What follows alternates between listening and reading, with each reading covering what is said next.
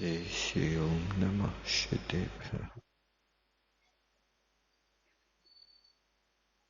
बोले अनंतानंत सिद्ध परमेष्टि भगवान के, 24 तीर्थंकर भगवान के, चिंतामणि पार्श्वनाथ भगवान के, वर्तमान शासन नायक भगवान महावीर स्वामी के, आचार्य गुरुवर विद्यासागर जी महामुनि राज के, श्री निर्लोभ सागर जी निरुपम सागर जी महाराज के,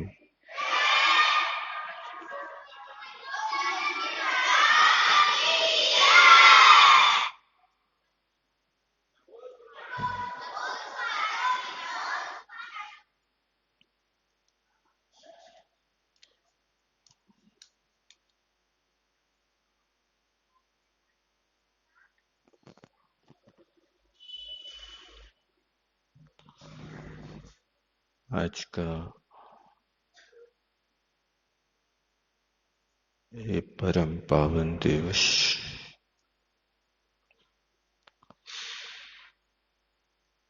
दीपावली के निकट का दिवस माना जाता है।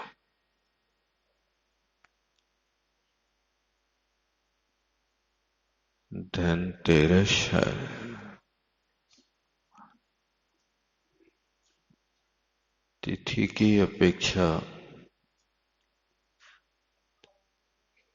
तेरस है। चतुर्मास के भी अब बाकी 2 दिन है।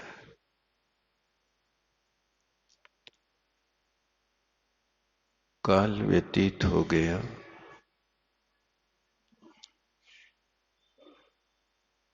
चतुर्मास का प्रारंभ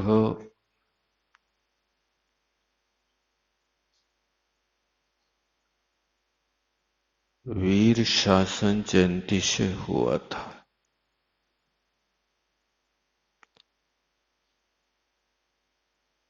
उस समय भगवान महावीर स्वामी का श्रावण कृष्णा एकम के दिन अपना दिव्य उपदेश प्रारंभ हुआ।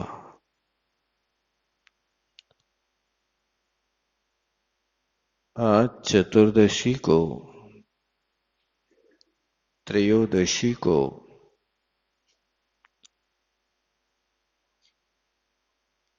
आज का भगवान महावीर स्वामी का अंतिम उपदेश है।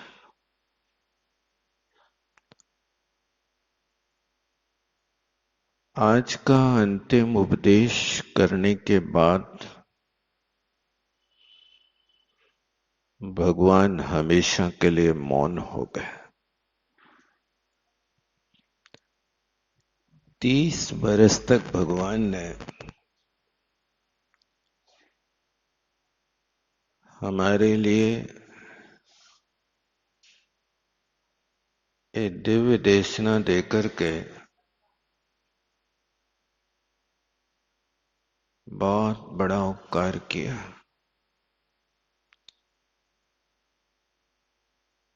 अच्छा रहा कि चतुर्मास का प्रारंभ और चतुर्मास का निष्ठापन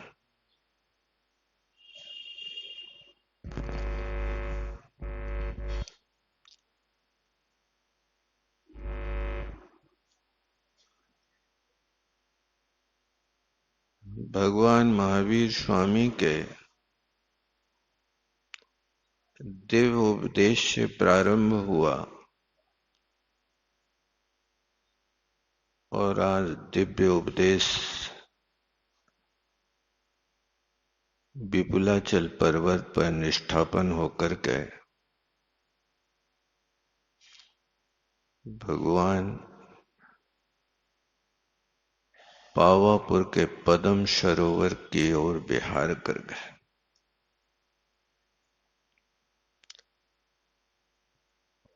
अभी तक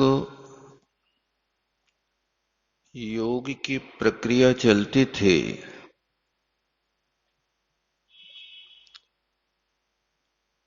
अब योग को निरोध करने का कार्य प्रारंभ हो रहा।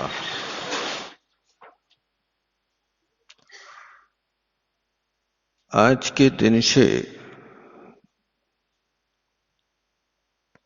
भगवान योग का निरोध करेंगे।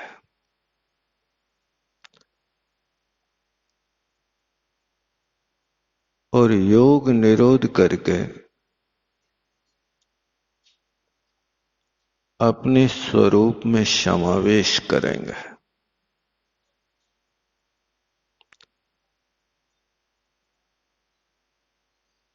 आज त्रयोदशी हमें सीख देती है कि हे आत्मन,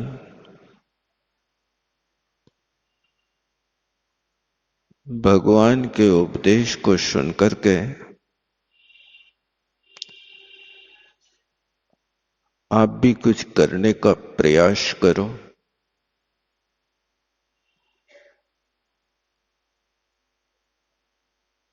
त्रयोदशी ये सीख देती है कि बिना त्रयोदश प्रकार के चारित्र की आराधना किए बिना मोक्ष प्राप्त नहीं होता।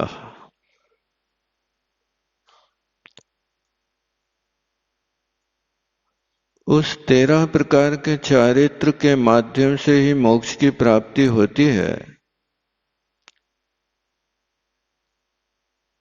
वो प्रारंभ गृहस्थ अवस्था से हुआ करता। गृहस्थ गृहस्थी में रहता हुआ जब 12 प्रकार के चारित्र का देश व्रत का पालन कर लेता है, गृहस्थ अवस्था में 12 प्रकार के व्रतों का पालन होता है, गुड़स्थान पंचम होता है। लेकिन वो गृहस्थ अवस्था छोड़ करके एक सीढ़ी और आगे बढ़ता। तो उस एक सीढ़ी आगे बढ़ने के साथ त्रयोदश प्रकार के चारित्र को स्वीकार कर लेता। 5 महाव्रत, 5 समिति और 3 गुप्ती। इन 13 प्रकार के चारित्र को धारण करने वाला जीव ही 13वें गुणस्थान को प्राप्त होता है। कोशिश करें कि भगवान ने आज 13वें गुणस्थान में रहते हुए अपने जीवन के 30 वर्ष पूरे कर लिए। 12 वर्ष तक तो भगवान 6ठे 7वें गुणस्थान में बने रहे, लेकिन वो काल व्यतीत करके केवल ज्ञान को प्राप्त किया और केवल ज्ञान को प्राप्त करके 13वें गुणस्थान में पहुंच गए। वहां पहुंच करके नगर नगर में विहार करके भव्य जीवों को हित का उपदेश दिया। हमारे लिए भी भगवान ने कहा कि जिस रास्ते से हम चले हैं उस रास्ते से तुम्हें भी चलना है, यदि वो शाश्वत सुख की आवश्यकता है तो। और वो शाश्वत सुख को प्राप्त करने के लिए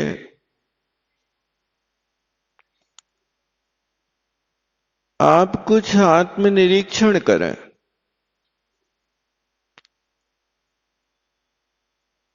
अपने आप में विचार करें, जीवन बहुत थोड़ा है।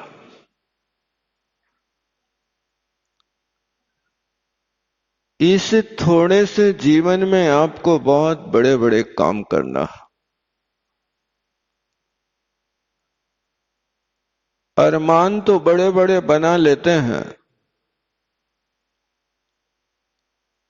लेकिन जो बड़े बनने के योग बड़े काम होते हैं उनको नहीं कर पाता। कोशिश करें कि इस मानव पर्याय को पाकर के हम कुछ आगे करने की कोशिश करें।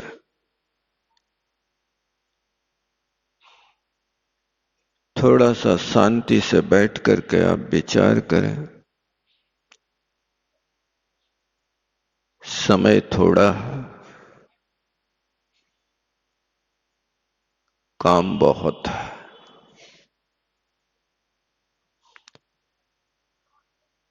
उसी समय में से आपको समय निकालना है और काम बहुत है, यानी 148 कर्म प्रकृति रूपी शत्रुओं के बीच में हमारी आत्मा घिरी है।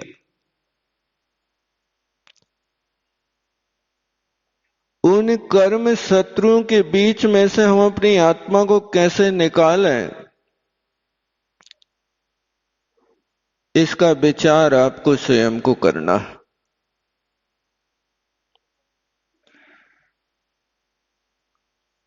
कुछ आत्मनिरीक्षण के प्रश्न अपने आप को स्वयं उठना चाहिए। आप गृहस्थ हैं, गृहस्थी में रह करके आप अपने आप से पूछो, प्रश्न करो,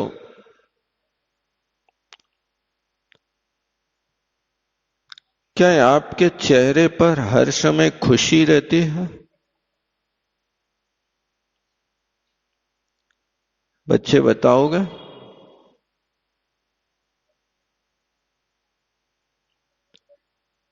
आप लोगों के चेहरे पर खुशी रहती क्या नहीं रहती?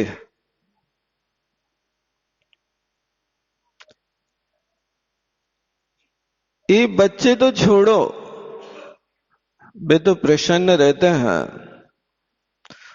और प्रसन्नता से आज फटाका छोड़ने के लिए आए हैं ना। फटाका आज से नहीं चलाएंगे आप लोग, नहीं फोड़ेंगे ना? कितने दिन के लिए? ये अपन को फटाका नहीं फोड़ना है, अपन को कोई मटकी नहीं फोड़ना है। अपन को पुरुषार्थ करना है कि जैसे हो तैसे कर्मों को फोड़ने का। तो आप खोजो अपने आप में, आप अपने आप से प्रश्न करो कि आपके चेहरे पर खुशी क्यों नहीं रहती। अंदर से आपको प्रश्न मिलेगा, बहुत टेंशन है, बहुत विकल्प रहते हैं।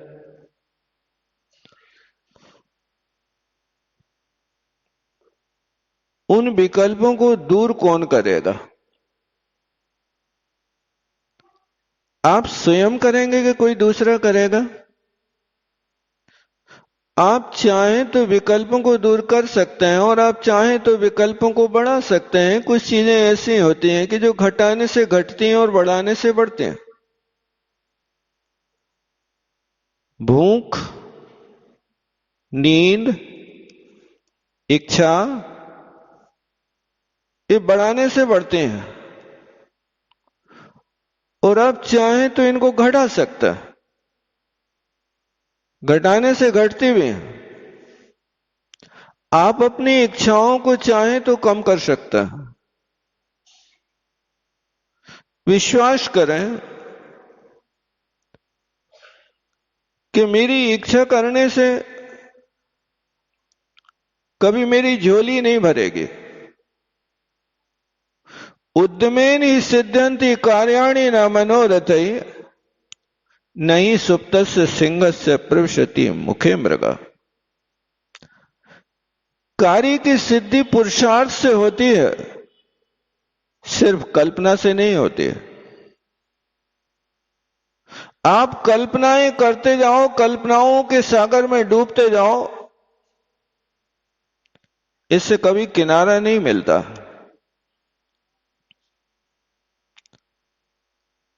उन कल्पनाओं से उठ करके अच्छे काम करने की कोशिश करो। इसलिए किसी ने लिखा, कामनाएं कम करो, काम करो ज्यादा। भावनाएं शुभ करो, दान करो ज्यादा। अपनी बलवती इच्छाओं को कम करो, और इच्छाएं करना है तो ऐसे कार्य की इच्छाएं करो कि जो आज तक काम नहीं किया वो काम करके दिखाना। अपने जीवन में या तो कुछ ऐसा करके जाओ कि दुनिया तुम्हारा नाम याद करे, अथवा अपने जीवन में कुछ ऐसा लिख करके जाओ कि लोग आपकी लेखनी को हमेशा पढ़ते रहे। इसको कहते व्यक्तित्व कृतित्व। व्यक्तित्व वो है कि आपके नाम से लोग हमेशा आदर्श की तरह सीख लेते रहें कि आप क्या आदर्श पुरुष थे। या फिर कुछ ऐसा लेखन करके जाओ कि जिसके माध्यम से लोग आपकी लेखनी को पढ़ने के लिए हमेशा लालायित रहे। आप लिखते तो हो, लेकिन कुछ ऐसी चीजें लिखते हो जो दूसरों को दिल दहलाने वाली होते हैं। आप अपने जीवन में कुछ करते तो हो, लेकिन वो काम करते हो कि जो हमेशा दूसरे व्यक्ति के लिए जले पे नमक भुरकने का काम करते हो। ये मानव जीवन जले पे नमक भुरकने का काम नहीं करता। ये मानव जीवन मलहम पट्टी करने की सीख देता है। सामने वाले व्यक्ति के आप जख्म कैसे दूर कर सकते हो, वो सीख देता है। ये व्यक्ति का व्यक्तित्व उभर करके आता है, और जब आपके अंदर वो व्यक्तित्व होता है तो आपके चेहरे पर खुशी हमेशा छाई रहेगी। प्रसन्नता हो, अंदर की खुशी आपके लिए आपके हृदय की विशुद्धि को बताती है। किसी दूसरों पर मत हंसना,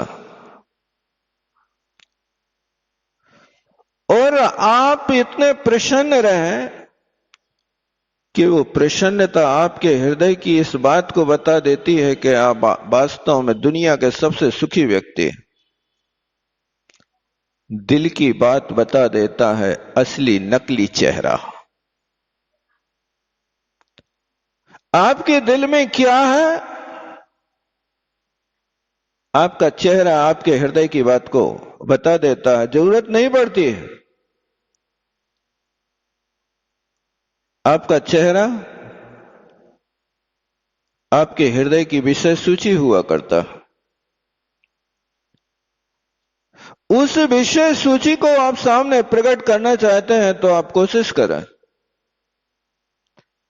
कि हमेशा प्रसन्न रहने की कोशिश करें। फिर आप प्रश्न करें, क्या आपका लक्ष्य खाओ पियो मौज उड़ाओ? इस सिद्धांत को अच्छा समझते हो, अथवा दीपक में तेल डालना, सुपर प्रकाश करना चाहते हो? अपने जीवन को यदि बनाना चाहते हो तो मोमबत्ती बनाओ, अगरबत्ती मत बनाओ। अगरबत्ती को आप देखते हो कि अगरबत्ती जलती तो है, लेकिन धू धू करके जल जाती है और राख हाथ में लगते है। लेकिन मोमबत्ती की प्रकृति होती है कि मोमबत्ती जलती है, पिघलती है और प्रकाश करती है। वो पिघलती हुई मोमबत्ती आपके लिए सीख देती है कि हृदय आपका इतना कोमल हो, मोम की भांति है।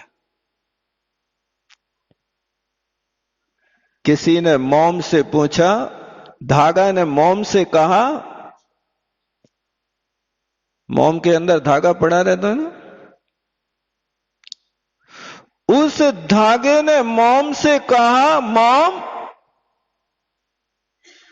मैं जलता हूं, तुम क्यों आंसू बहाती हो? तो मोम ने उत्तर दिया, भैया जिसको दिल में स्थान दिया है वो जलता है तो आंसू आ ही जाते हैं।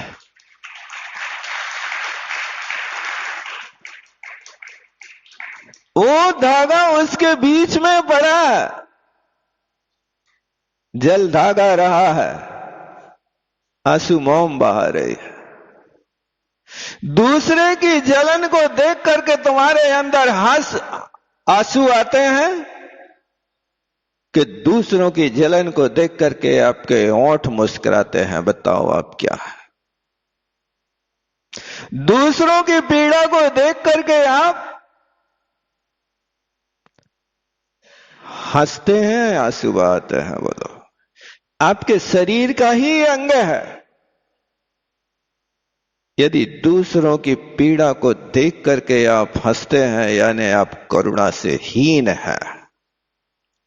और दूसरों की पीड़ा को देख करके आपकी आंखों से आंसू निकलते हैं, यानी आप करुणा से भरे हैं, आप करुणा के सागर हैं। आप अपनी परीक्षा स्वयं कर लो, किसी के पास जाकर के मत पूछना कि बताओ हमारे अंदर कितनी करुणा है, हमारी रेखा देख करके बता दो। आप दीपावली मनाने जा रहे हैं,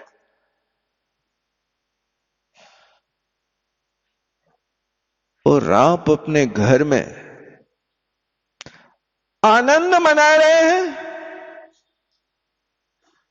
और आपका पड़ोसी भूखा बैठा है।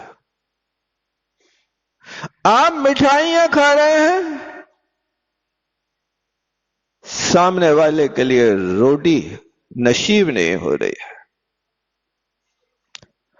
आप लाखों रुपए के बेश कीमती कपड़े पहन डालते हैं और सामने वाले के लिए फटे पुराने कपड़े भी नहीं मिल पाता है। भगवान महावीर स्वामी का आदेश, अपने से कम ना समझो संसार में किसी को। प्राणी मात्र के प्रति आप करुणा का भाव उस मोम की तरह रखने की कोशिश करो। सिर्फ खाओ पियो और मौज उड़ाओ एक करुणावान व्यक्ति का सिद्धांत नहीं होता। वो खाता है तो खाने के पहले दूसरों के खिलाने की कोशिश करता है। भगवान महावीर स्वामी ने हमारे लिए ये आदेश दिया कि हे श्रावक को, तुम खाना, लेकिन अपने खाने के पहले किसी को खिला देना। आदेश दिया मुनि को भोजन दे फिर निज करई आहार।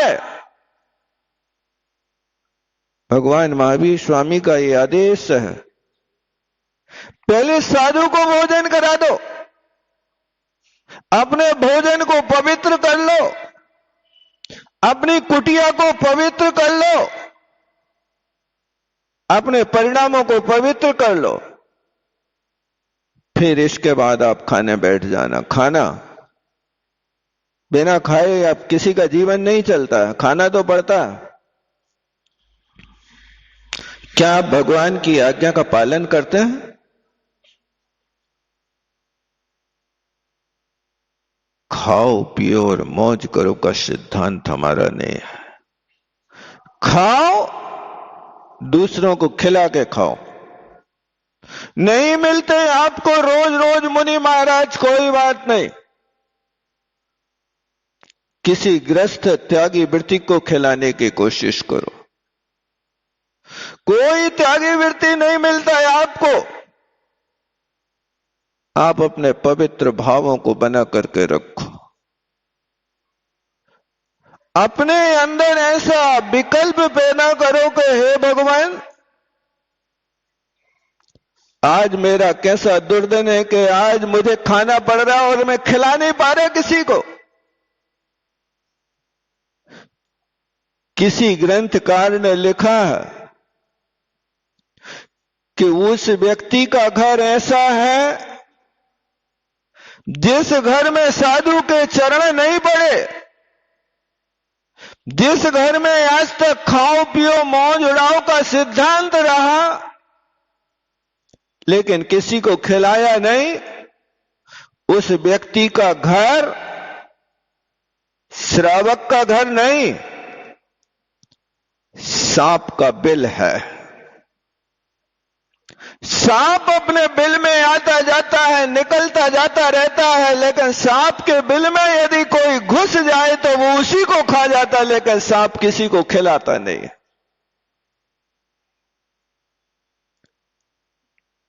क्या आपका घर तो ऐसा नहीं है कि आज तक अपने करुणामयी परिणामों के माध्यम से किसी को आपने एक रोटी का ग्रास भी न खिलाया?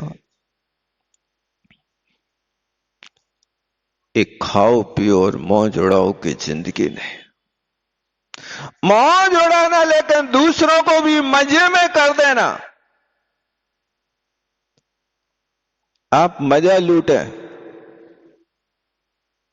और दूसरा वाला सामने वाला आंसू बहाए,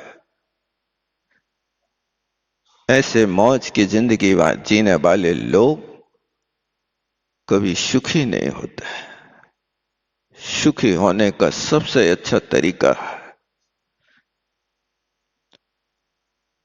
कि जैसे आप अपने घर में आते हैं, पूछ लेते हैं बेटे ने भोजन किया कि नहीं,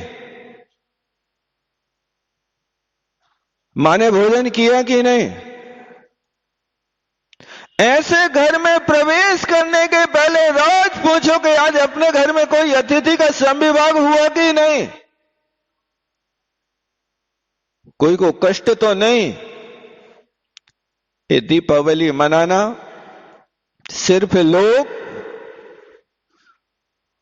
इस प्रदूषण की दुनिया में जीने की कोशिश करके दीपावली का आनंद ले लेते हैं। भगवान ने हमारे लिए क्या आदेश दिया, आप उस आदेश का पालन नहीं कर पाते। इस सिद्धांत को थोड़ा सा बदलिए। खाइए लेकिन खाने के पहले आप दूसरों को खिलाइए। पहले के लोग भोजन बना करके रख लेते थे और प्रतीक्षा करते थे कि कोई साधक मिल जाए तो मेरा अहोभाग्य हो जाए। वन में रहते हुए वहां पर राम लक्ष्मण सीता सारे के सारे भोजन की सामग्री को इकट्ठा कर लिया और भोजन बना के तैयार किया। और सीता जी रामचंद्र जी से कहते हैं कि देखो, काश कोई साधु अपने घर आ जाते तो कितना बड़ा सौभाग्य होता। उन साधुओं को आहार देकर के आहार करते तो अहो भाग्य होता। रामचंद्र जी कहते, हे सीते, ऐसा कहां सौभाग्य है कि बियाबान जंगल में तुम्हें कोई साधु का दर्शन हो जाए। सीता कहती है, असंभव नहीं है। मेरी तो आज खूब तीव्र भावना है कि किसी संत को आहार देकर के फिर आहार करूं। भावना भवनाशनी होती है। क्या है उनके पास? कौन सा मालपुआ बना करके रखा, कौन सा चौका लगाया उनने? चौका लगाया था कि जुगाड़ लगाया था? बताओ क्या किया था? इस जुगाड़ की जिंदगी जी रहे थे बेचारे। रामचंद्र जी वहां पर फल तोड़ने चले गए, पानी लेने चले गए, लक्ष्मण जी लकड़ियां बीनने चले गए, और सीता गई तो वहां पर जंगल की धान निकाल करके ले आई। जुगाड़ लगा रहे भोजन, चौका कहां लग रहा वहां? मुनक्कद आंखें कहां मिलेगी उनको? बताओ, मिलेंगे कि नहीं मिलेंगे? कहीं जंगल में मेना बोया गन्ना मिल जाए तो वही का रस निकाल करके मीठा बना ले। कैसे दीपावली मना रहे होंगे वे लोग? एक राजा, 3 खंड का अधिपति, बलभद्र भैया साथ में। अब विचार तो करो, राम लक्ष्मण दोनों पुरुष पदवीधारी, एक नारायण है तो एक बलभद्र है।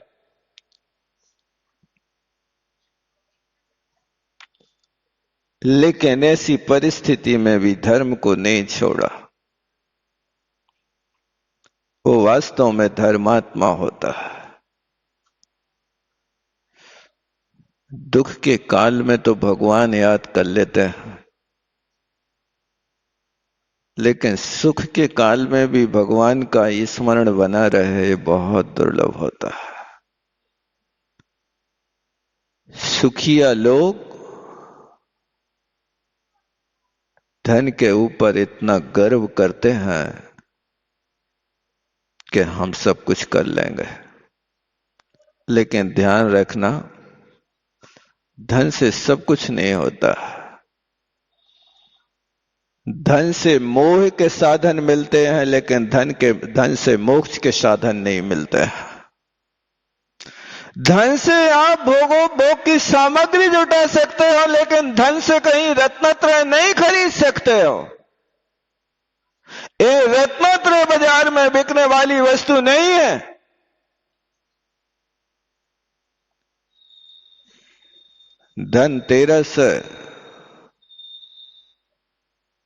धनतेरस के दिन भगवान ने योग निरोध किया। हमारा भी कर्तव्य है कि हम योग निरोध ना करें तो कुछ इच्छाओं का तो निरोध कर सकते हैं।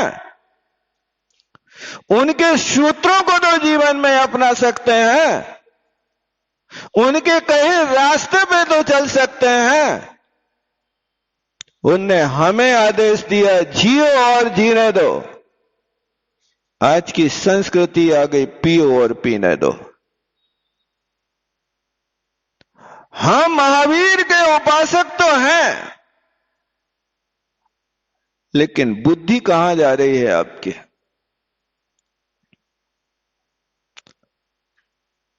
महावीर को मानते हैं, लेकिन महावीर की एक नहीं मानते। महावीर ने खाना सिखाया, तो भगवान महावीर ने और सभी तीर्थंकरों ने भोजन में दूध लिया, दूध के बने अनाज लिया, अन्न लिया, क्षीरान्न लिया। आज कई महावीर के उपासक भगवान महावीर के भोजन को छोड़ करके दूध नहीं दारू चाहिए, मावा नहीं मांस चाहिए, और नारा लगा रहे हो आप। भगवान महावीर का धर्म है कि अहिंसा परमो धर्मा, और वो अहिंसा परमो धर्म आज तुम्हारे बीच से कहां चला गया। आज फैशन बनता जा रहा, व्यक्ति दारू से ज्यादा राग कर रहा है और दूध से कम कर रहा है। पंचम काल की बलहारी है, दूध घर घर जाकर के बेचना पड़ता है, लेकिन दारू के लिए तो लाइनें लग रही हैं। आज नहीं देखा आप लोगों ने? लाइन लगा के खड़े हैं। हम महावीर के सूत्रों को याद करें और उन सूत्रों को याद करते हुए हम अपने आप में कुछ निरीक्षण करें कि भगवान महावीर स्वामी ने हमें ये आदेश दिया कि कुछ अपने आप का तुम बाहर का तो अध्ययन करते हो, कभी अपने अंदर का भी अध्ययन किया करो। क्या आप रोज कोई अच्छे से अच्छी पुस्तक पढ़ते हो जिससे कुछ सीखने को मिलता है? हाँ, हम तो पूजा की पुस्तक रोज पढ़ते हैं, पूजा की पुस्तक तो पढ़ते हो, लेकिन कुछ ऐसी चीजें और पढ़ा करो कि जिससे कुछ नया सीखने को मिले। जैसे आप दाल रोटी तो रोज खाते हो, लेकिन फिर भी आप रोज रोज अपनी अपनी सब्जी तो बदले ही लेते हो ना, कि वो ये कई सब्जी खाते रहते रोज रोज नहीं बदलते, वही खाते रहते, दाल रोटी, मूंग की दाल और रोटी, मूंग की दाल रोटी, कुछ नहीं बदलते आप लोग। यदि ये कई खाते रहते तो भी ठीक रहता, तो भी तुम साधक बन जाते हो। तुम्हारे रोज स्वाद बदलते हैं।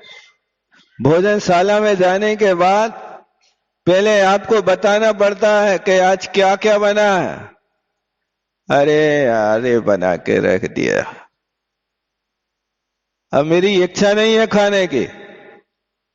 क्या कर रहे हो? कुछ नहीं, आज तो हम बिना खाए रह जाएंगे। बिना खाए रह जाओगे कि होटल में फटकार के आओगे?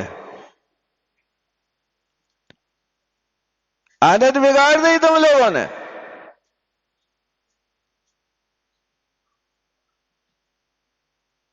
मन का नहीं बना तो आप होटल पहुंच गए। ये जिह्वा की लोलुपता कहलाती है।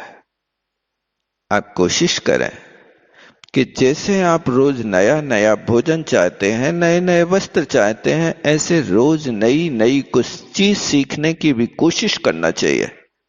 कोई ऐसी नई पुस्तक पढ़ने की कोशिश करें कि जिसके माध्यम से हम आगे कुछ अपना नया ज्ञान अर्जन कर सकें। ऐसे बहुत सारे प्रश्न भगवान महावीर स्वामी ने हमारे लिए दिए हैं। हम इस प्रकार से इन रोज एक एक प्रश्नों को, दो दो प्रश्नों को उठा करके आप अपने अंदर से ये प्रश्न करें कि वास्तव में आपका जीवन एक किस तरह से व्यतीत हो रहा है। क्या आप अपने जीवन को सर्वश्रेष्ठ बनाने के लिए कोई श्रेष्ठ काम कर रहे हो, अथवा रोजमर्रा की जिंदगी में खाना, सोना, नहाना, धोना बस यही काम है, इसके आगे और कुछ करते हो? इसके विषय में अपन को कुछ सोचना है। समय अपना हो रहा है। आज धनतेरस का अभिप्राय बस इतना ही है कि धन्य तेरस है। आज भगवान का अंतिम उपदेश होने के बाद हमारे यहाँ तीर्थंकरों की परंपरा समाप्त हो गई। इस अवसर्पणी काल के अंतिम तीर्थंकर भगवान महावीर स्वामी, उन भगवान महावीर स्वामी का आज अंतिम उपदेश होने के बाद शाम को केवल मोक्ष जाने के बाद केवल ज्ञान गणधर भगवान को तो हो गया, केवलियों की परंपरा नहीं टूटी, लेकिन तीर्थंकर आज अंतिम हुए। तीर्थंकर में और सामान्य केवली में अंतर इतना होता है कि जो तीर्थंकर होते हैं उनकी समूह शरण की सभा में बैठ करके असंख्यात जीव दिव्य देशना का लाभ लेते हैं। मनुष्य तो असंख्यात नहीं होते, मनुष्यों की संख्या तो सीमित होती है, मनुष्य तो बहुत कम होते हैं, लेकिन त्रेंच और देवता लोग आकर के भगवान के समूह शरण में बैठते हैं। यानी 12 कोठे होते हैं, उन 12 कोठों में 8 कोठे देवी देवियों से भरे रहते हैं और 4 कोठे होते हैं। उन एक कोठे में मुनि महाराज, एक कोठे में यारिका और एक कोठे में श्रावक श्राविका, इस तरह से, और एक कोठा त्रेंचों का होता। ऐसे 12 कोठे होते हैं, लेकिन 12 कोठों में सबसे ज्यादा धर्मोपदेश सुनने वाले होते हैं तो देवता लोग होते हैं। आप सोचो 12 सभाओं में 8 सभा देवताओं की होती हैं। ये सारे के सारे लोग आकर के अपने परिवार को छोड़ करके, सब व्यामोह को छोड़ करके भगवान के समूह शरण में बैठ करके धर्मोपदेश का लाभ लेते हैं। अहो भाग्य मानते हैं कि धन्य है परमात्मा। ये अवसर स्वर्गों में नहीं मिलता है। स्वर्गों में कोई तीर्थंकर पैदा नहीं होते हैं। तीर्थंकर तो अपने यहाँ होते हैं, कर्म भूमि के क्षेत्र में होते हैं, और मनुष्यों में कोई माई का लाल होता है जो तीर्थंकर बनता है। ये अवसर हर किसी को नहीं मिलता, चाहे स्वधर्म इंद्र हो, चाहे लौकांतिक देव हो, चाहे सर्वार सिद्धि का देव हो। ये देव शक्तिशाली है, सुख वर्धक है, इनके पास खूब सुखों की व्यवस्था है, खूब इंद्रिय विषय है, लेकिन इतना सब कुछ होने के बाद तीर्थंकर जैसे धर्मोपदेश देने वाले कोई उनके पास उपदेशक नहीं होते हैं। उनके पास बृहस्पति जैसे ज्ञानवान लोग होते हैं, लेकिन बृहस्पति के पास ज्ञान होकर के भी असंयम में डूबा होता है, और असंयमी के द्वारा दिया हुआ उपदेश वो उपदेश मोक्ष मार्ग का साधक नहीं होता है। वे तत्व चर्चा करके अपने मन को तो समझाते रहते हैं, लेकिन मन को समझाने के बाद वे किसी भी तरह का संयम नहीं पालन कर सकते हैं। उनके उपदेश के माध्यम से कोई संयमी पैदा नहीं होता, लेकिन तीर्थंकर परमात्मा के समूह शरण में उनके उपदेश को सुन करके बहुत सारे लोग संयमी हो जाते, मुनि बन जाते हैं। बहुत सारे लोग अणुव्रती बन जाते हैं, और बहुत सारे लोग सम्यक दृष्टि बन जाते हैं। देवों में सम्यक दृष्टि तो हो सकते हैं, लेकिन कोई अणुव्रती नहीं हो सकता, कोई महाव्रती नहीं हो सकता। इसलिए वे वहां से 16वें स्वर्ग तक के देव और 6 राजू के क्षेत्र को नाप करके यहां अपने इस आर्य खंड के समूह शरण में लगने वाले विपलाचल पर्वत पर आकर के वे जमीन में बैठ के भगवान की दिव्य देशना शांति से सुनते हैं। ये सिर्फ अवसर मिलता है तो कर्म भूमि के लोगों को मिलता है, अन्य जगह अवसर नहीं मिलता है। तीर्थंकर बनते हैं तो कर्म भूमि के जीव बनते हैं, दूसरे जगह के जीवों को तीर्थंकर बनने का सौभाग्य नहीं हुआ करता है। अपन ऐसे पवित्र क्षेत्र में उत्पन्न हुए हैं। ये पवित्र क्षेत्र ऐसा है कि जे कम्मे सूरा ते धम्मे सूरा, कर्म करने में भी सूर है और धर्म करने भी सूर है। इस कर्म भूमि का मनुष्य यदि पाप कर्म कर लेवे तो 7वें नरक चला जाए, और यदि पुण्य कर्म कर लेवे तो सर्वार सिद्धि चला जाए, और पाप पुण्य दोनों को नाश कर देवे तो मोक्ष चला जाए। ये व्यवस्था यहाँ हुआ करती है, अन्यत्र नहीं होती। अपन कर्म भूमि के क्षेत्र में उत्पन्न हुए हैं, अपने लिए सारे रास्ते खुले हैं। एक कर्म भूमि के मनुष्य को एक जंक्शन की तरह स्थान मिला है। जैसे जंक्शन से चारों दिशाओं के लिए जाने को गाड़ियां मिलती हैं, इसी तरह आप चारों गतियों में भी जा सकते हैं और एक पंचम गति को भी प्राप्त कर सकते हैं। ऐसा ये अवसर आज धनतेरस का अपने बीच में है। बोलो आचार्य गुरु और विद्यासागर जी महाराज की।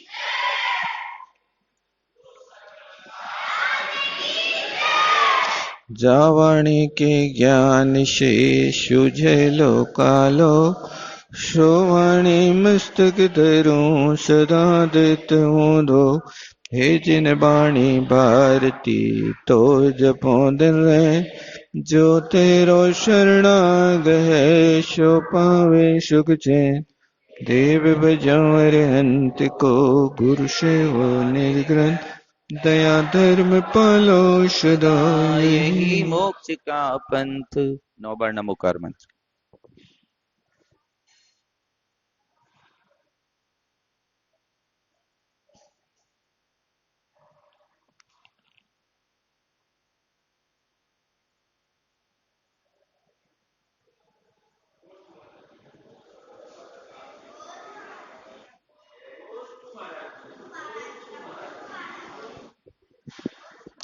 आज के पुण्यार्जक परिवार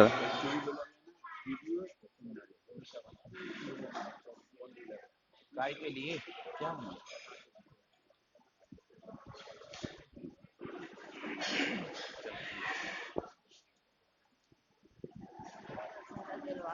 नहीं, हमें पता नहीं ना क्या है, थोड़ा सा।